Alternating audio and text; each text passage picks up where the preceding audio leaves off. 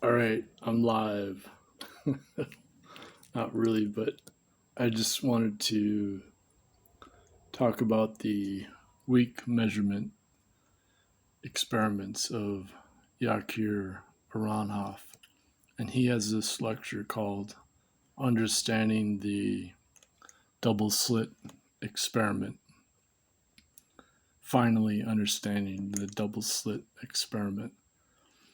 And I was just talking about this with a neighbor of mine who's just started studying quantum physics, and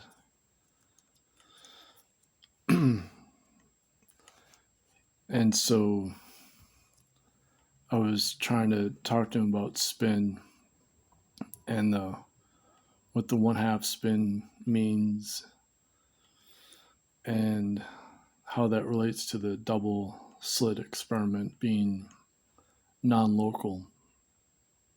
And so I guess another way to understand spin would be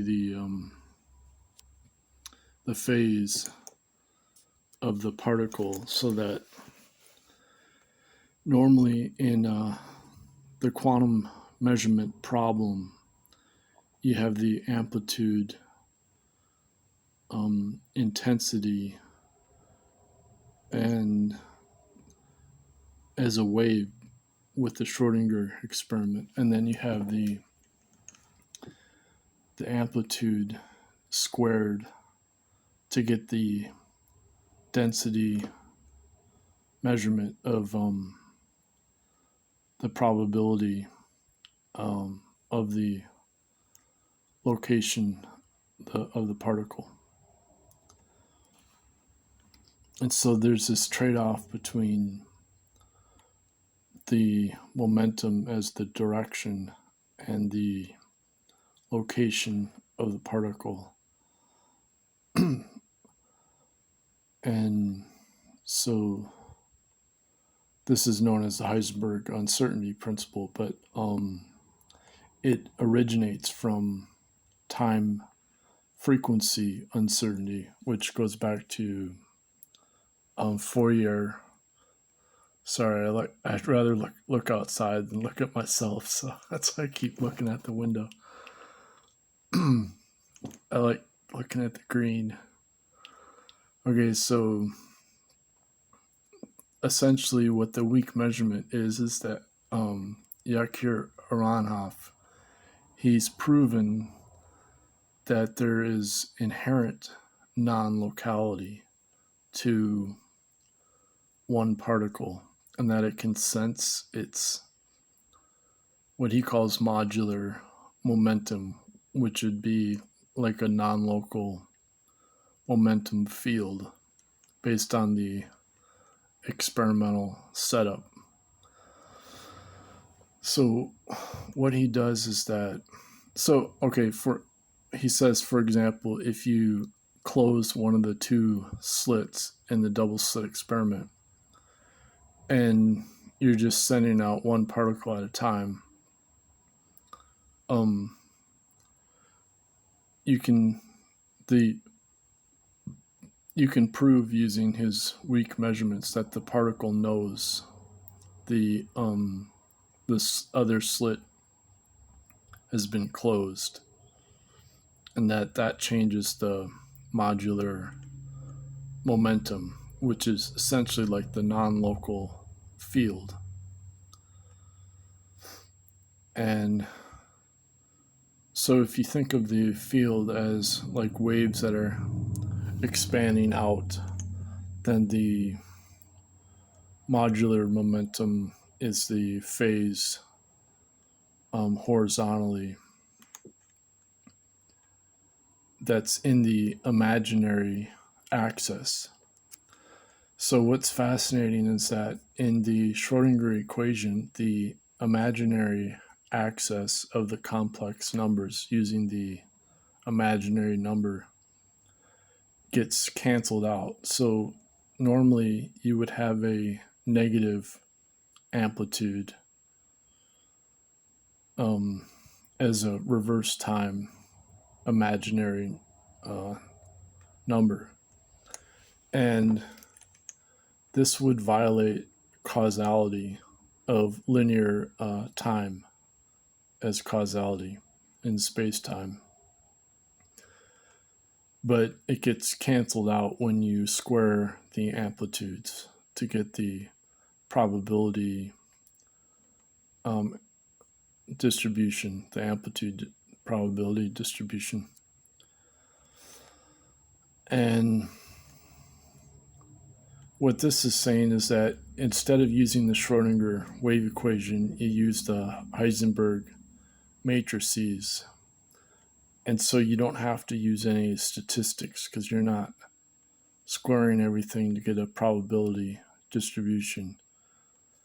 And instead, what you're doing is you're letting the particles hit the detector, and they make the wave on the detector, even though it's just one particle at a time. Now that that indicates that there's some kind of spooky action at a distance, which is what Einstein could not accept because it means it's faster than the speed of light. It's some kind of correlation or signal, and it's essentially from the future because it violates causality and it's faster than the speed of light. So the weak measurement is that you then once the particles hit the screen, then you use that as in the future you do another experiment, which is what he calls the two vector. So it's a second vector, but it's going backwards in time because it's from the future. And because it's going backwards in time, what you're doing is you're able to measure which you're able to know which slit the particle went through.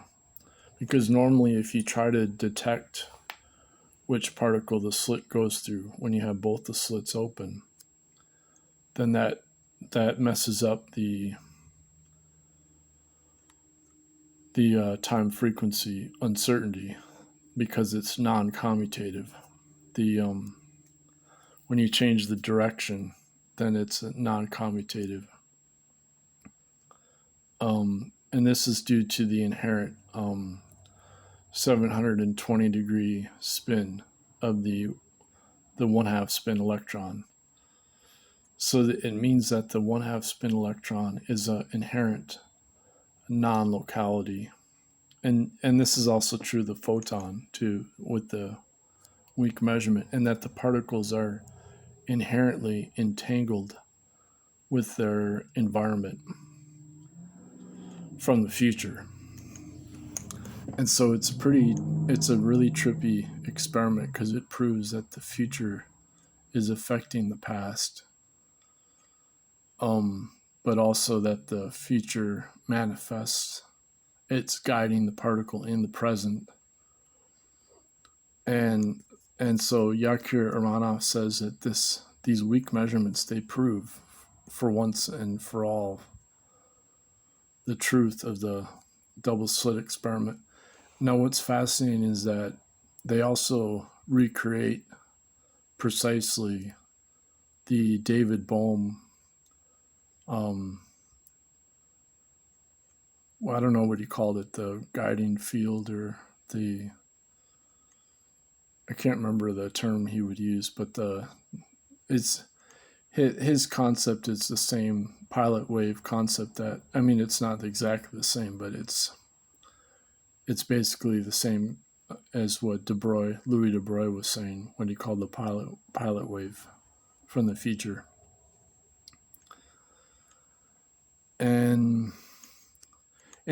But David Bohm's or Basil J. Hiley has continued the work of David Bohm, and essentially they're just saying that there's this hidden imaginary number in the Schrodinger equation, but normally it's just ignored because you're supposedly canceling it out in order to get the probability distribution for the location of the particle.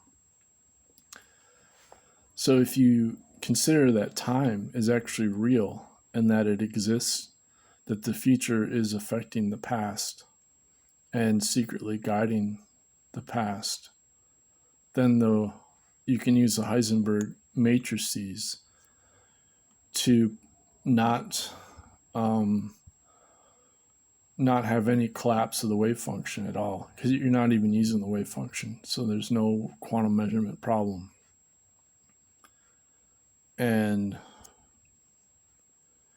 then you do this before you have the non-commutative results get normally the non-commutativity would get disappeared, so to speak, by squaring the imaginary negative value. So that's pretty much all I'm going to say about the weak measurement. And I know I probably got some details wrong, so I apologize, but I think that kind of captures it. And I'll provide some links and some quotes that I've already probably posted. I just transcribed a new quote from Yakir Aharonov, and he's very difficult to understand because of his accent, and also I don't know if he slurs or if it's just his manner of speaking. It's probably a little better than my manner of speaking, but I'm not going into all the mathematics and all that. But essentially we can do the same weak measurements through meditation. We can resonate with the future due to the non-commutivity just never collapsing. And that's the whole secret of what's going on here.